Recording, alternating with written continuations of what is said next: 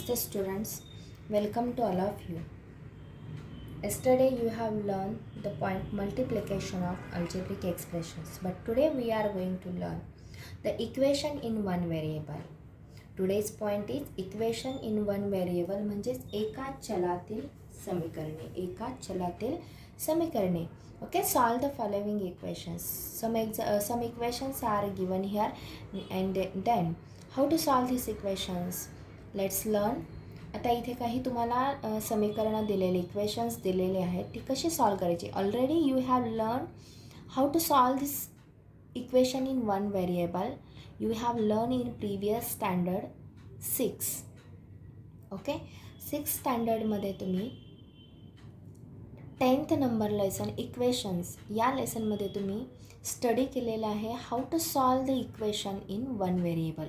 एकाच चलातील इक्वेशन, एकाच चलातील समीकरणे कशी सॉल्व करायची ते तुम्ही मागील इयत्तेमध्ये शिकलेले आहात. Just let's recall how to solve this example. Okay, so revision म्हणून आपण हे एक्झाम्पल पाहणार आहोत. Okay, equations in one variable. Okay, look at this carefully student. Already you have seen, okay, learned in previous standard. Look at this carefully. X plus 7 is equal to 4. Okay, x plus 7 is equal to 4. First example दिलेला आहे x plus 7 is equal to 4. Okay, so variable जे आहे in this example x is a variable and plus 7 and plus 4 these are the numbers. Okay, ज्या ठिकाणी ज्या साईडला variable आहे त्या ठिकाणीच variable as it is right down तसंच ठेवायचं आहे. इज इक्वल टूच्या खाली is equal to, then plus 4 as it is right down. फक्त आपल्याला ज्या साईडला this is the R H S side and L H S side. This are the two sides of this equation. या इक्वेशनला two sides असतात, एक म्हणजे R H S आणि एक म्हणजे एल एच एस. तर ज्या साईडला व्हेरिएबल आहे त्या ठिकाणी तो एकटाच व्हेरिएबल राहायला पाहिजे असं आपण करणार आहोत. आता इथे एक्स हा व्हेरिएबल या ठिकाणी आपण आहे असंच ठेवलेलं आहे. हा 4 आहे असंच, फक्त आपल्याला साईड चेंज कोणाची करायची. प्लस 7 आहे तो साईडचे या साईडला आहे, तो एल एच एसला प्लस 7 आहे, तो आर एच एसला गेल्यानंतर त्याच्या अपोजिट साईन चेंज होतं. प्लस असेल तर मायनस होतं, मायनस असेल तर प्लस होतं, मल्टिप्लिकेशन असेल तर डिवायडेशन होतं, डिवायडेशन असेल तर मल्टिप्लिकेशन होतं. So here plus 7 is given here. Okay, plus 7 दिले, साईड चेंज करायची आपल्याला, तिथे होईल -7. ओके, प्लसच्या ऐवजी काय होईल -7 होईल. So x is equal to 4 - 7. Bigger नंबरमधून स्मॉलर नंबर सबट्रॅक्ट केला जातो, not smaller number to bigger number. Okay, so 4मधून 7 नाही मायनस होऊ शकत. सो 7 - 4 दॅट इज 3 आणि साईन ऑफ बिगर नंबर मोठ्या संख्येचं चिन्ह आहे minus. So here right on -3.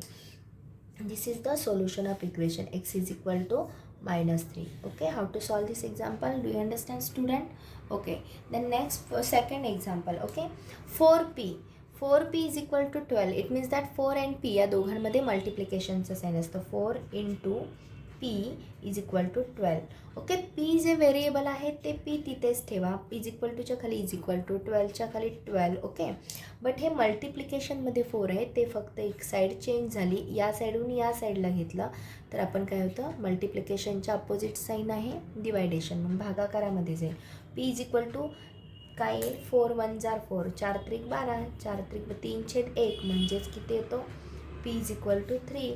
Okay, do you understand student how to solve this example. p is equal to 3 आलं. Okay, this is the solution of equation. Okay, already you have learn in previous 6 standard. Okay, then next third example. m - 5 is equal to 4. m as it is right या साईडला ठेवा, is equal to 4 -5 आहे, side change झाली, काय होईल +5 होईल. Okay, m is equal to 4 + 5 that is 9. Therefore m is equal to 9. This is the solution of equation. Okay, then next fourth example. t divided by 3 is equal to 6. आता t आहे असंच ठेवा इथे. Okay, T आहे असाच वरती ठेवा, is equal to हे 6 आहे असंच, हे भागाकारामध्ये 3 आहे, इकडे साईड चेंज झाली की काय होईल, गुणाकारामध्ये जाईल. T is equal to sin 3 18. Therefore t is equal to 18. This is the solution of equation. Okay, okay. Then next fifth example, twice x plus two is equal to 8. Okay. So twice x आहे तो आहे असंच तिकडे ठेवा, is equal to 8. हे plus two आहे ते -2 होईल. 2x that is 2 into x is equal to 8 - 2 that is 6. आता हे 2x हा x आहे असंच ठेवा. Okay.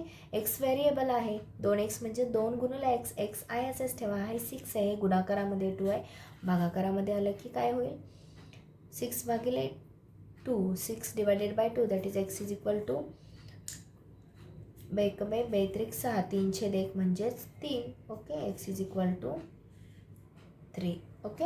Do you understand student how to solve this equation in one variable. एका चलातील समीकरणे कशी सोडवायची ती कळली. Okay. Then next last example, get is carefully.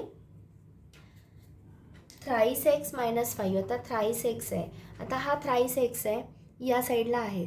आता हा एक्स आहे, हा एक्स आहे, इकडे काय, इकडे पण एक व्हेरिएबल दिलेलं आहे. ओके. सो इकडे प्लसमध्ये या साईडला आणायचं आपल्याला, त्याच या साईडला आणायचं, तो प्लसचा -x होईल, इज इक्वल टू साईन तसंच. हे या साईडचं -17 तसंच राहील, हे -5 येते +5 होईल. Okay. So thrice x minus x that is 2x. 3मधून 1x गेला, 2x राहिले, is equal to minus plus minus, 17मधून 5 गेले, 12 राहिले. Okay. So sign a bigger number that is minus, that is 2x. It means that 2 गुणुला x, बरोबर, -12. हा x आहे असाच राहिला, is equal to -12 divided by, हे मल्टिप्लिकेशनमध्ये 2 आहे, इथे आलं की डिवायडेशनमध्ये जाईल. ओके. बेकबे बेसख्ख 12 म्हणजे हे -6/1 म्हणजेच काय, x is equal to -6. Okay. This is the solution of equation. Okay. Do you understand student how to solve this following equation, how to solve the following equations in one variable. एकाच व्हेरिएबलमध्ये असणारी equations कशी solve करायची कळली. Okay. This is the variable x, only one x is one variable use in this equation. Here t, only one t variable आहे, इथे only one p that is x, x, x. Okay. And m. This are the ज्या इक्वेशन्समध्ये एक आणि एकच variable वापरलं जातं त्याला आपण काय म्हणतो, इक्वेशन इन वन व्हेरिएबल. एकाच चलातील समीकरण, एकच हे व्हेरिएबल वापरलेले, not use in 2 variable that is 13 mn. Okay. असं नाही वापरलेलं. So only one variable use केलेले. असं असताना आपल्याला इक्वेशन कसं सॉल्व करायचं ते आता आपण पाहिलेलं आहे. Okay. Do you understand student. Okay. Then next point, how to solve the practice set 36. Okay. 36 practice सेटमधील आपण एक्झाम्पल पाहणार आहोत. Okay. Look at this student, how to solve the practice set 36. Question number 1 and question number 2 तुम्ही solve करायचा आहे. तो easy आहे. Simplify thrice x minus 11y minus, या दोघांचं आपल्याला सबट्रॅक्शन करायचे आणि ते तुम्हाला सॉल्व करून तुम्हाला त्यातला अल्टरनेटिव्ह चूज करायचे, सिलेक्ट करायचे, राईट आन्सर कोणतं आहे ते 4 पर्याय दिलेले आहेत. देन सेकंड क्वेश्चन आहे, the product of 23x² y³ z and -15x³ yz², याचंही मल्टिप्लिकेशन आपण शिकलेलो आहोत. Okay. So third number question आहे जो आत्ता आपण इक्वेशन्स इन वन व्हेरिएबल पाहिलेला आहे. ओके. सो त्यामधील थर्ड नंबर क्वेश्चन पाहणार आहोत आपण, solve the following questions. Okay. So 4x + 1/2 is equal to 9/2.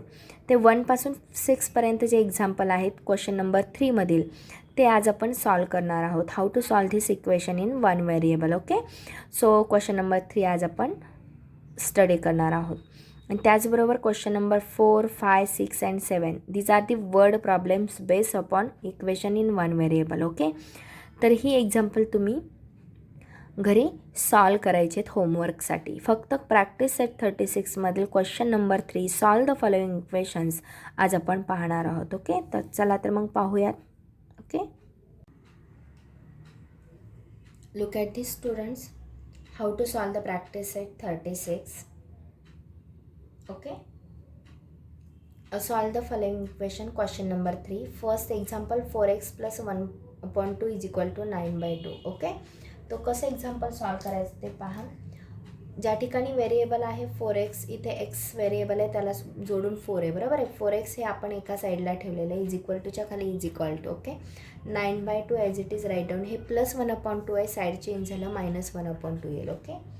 So then next 4x is equal to 9 minus 1. आता डिनॉमिनेटर दोघांचाही सेम आहे, त्यामुळे आपण डिनॉमिनेटर आणि न्यूमरेटरची आपण काय करू शकतो, सबट्रॅक्शन करू शकतो. 9 मायनस 1 आणि दोघांमध्ये कॉमन 2 आहे, सो 1 टाईम आपण कॉमन 2 लिहू शकतो. Okay, so 4x it means that 4 into x. Okay, 4 into x. 4x म्हणजे 4 आणि एक्स ह्या दोघांमध्ये मल्टिप्लिकेशनचं साईन असतं. 4x is equal to 9 minus 1 that is 8 divided by 2. Okay, so 4 into x is equal to 8 भागिले 2 म्हणजे बेचोक 8 म्हणजे 4 आलं उत्तर. Okay, so 4 into x is equal to 4 म्हणजे एक्स आहे असंच घेतलं. हे 4 हे गुणाकारामध्ये, 4 आहे ते भागाकारामध्ये जाईल.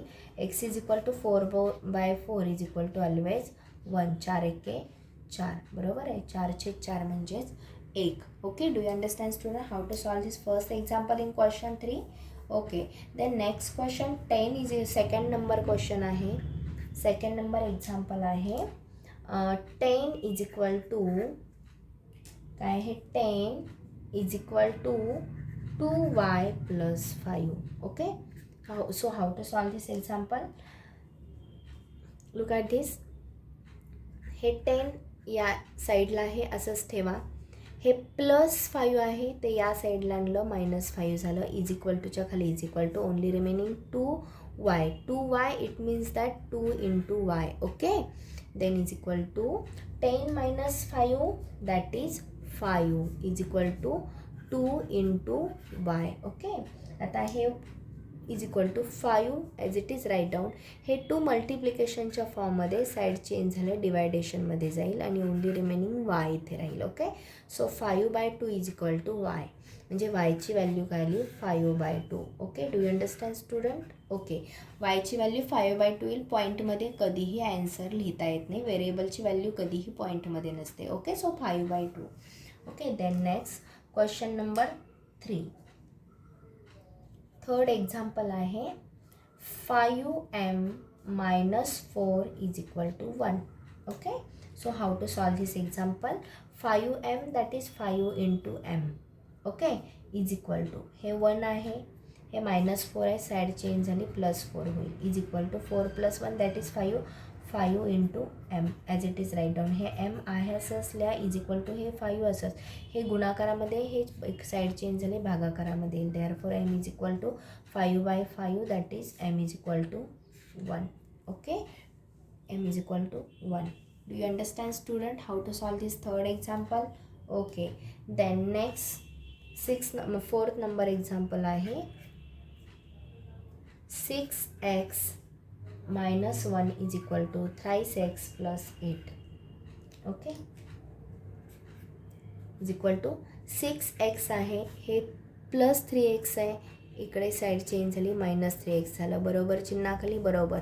हे +8 आहे या साईडला असंच राहू द्या, फक्त हे -1चं +1 होईल. 6x मधून 3x केले, only remaining 3x is equal to 8 + 1 that is 9. 3x it means that 3 into x is equal to 9. Okay, आता इथे मला सांगा 3x हे x आहे असंच राहील, हे 9 आहेच, हे गुणाकारामध्ये 3 आहे, तिकडची साईड चेंज झाली, भागाकारामध्ये जाईल. Therefore x is equal to 3 एके 3, 3 त्रिक 9 म्हणजेच x is equal to 3. This is the solution of equation. Okay, do you understand student how to solve this example? Okay, then next fifth example. Okay, fifth number example आहे 2 into x minus 4 is equal to 4x plus 2. Okay, then how to solve this example? Let's learn. 2x minus 4 it means that या 2 ने x ला multiply करा. Okay, 2 into x that is twice x, minus sign as it is right down. 2 into 4 बेचोक 8 येईल, is equal to 4x plus 2. Okay, therefore इथे मला सांगा आता 2x आणि हे 4x आहे, हे 2x या साईडला, हे 4x या साईडला आले की -4x होईल. इज इक्वल टू हे 4x इकडे आले, इथे फक्त +2 राहिलेले, हे -8 इकडे +8 होईल. ओके, 2x मधून 4x मायनस करा, जात नाही, म्हणून 4x मधून 2 गेले, 2x and sign a bigger number that is minus, is equal to 8 + 2 that is 10. Okay, so is equal to -2 into x is equal to 10. Okay, या दोघांमध्ये मल्टिप्लिकेशनचं साईन असतं. X as it is right down, 10 as it is right down. हे -2 आहे, तिकडं गेल्यानंतर काय होईल, हे -2x आहे. ओके, इथे -2चं काय होईल, हे मल्टिप्लिकेशनच्या फॉर्ममध्ये आहे, इथे काय होईल -2 डिवायडेशनमध्ये जाईल. Okay, so x is equal to 2 5s are 10. Okay, so -5 by 1 that is -5. Okay, do you understand student how to solve this 5th number example? Okay, then 6th number question.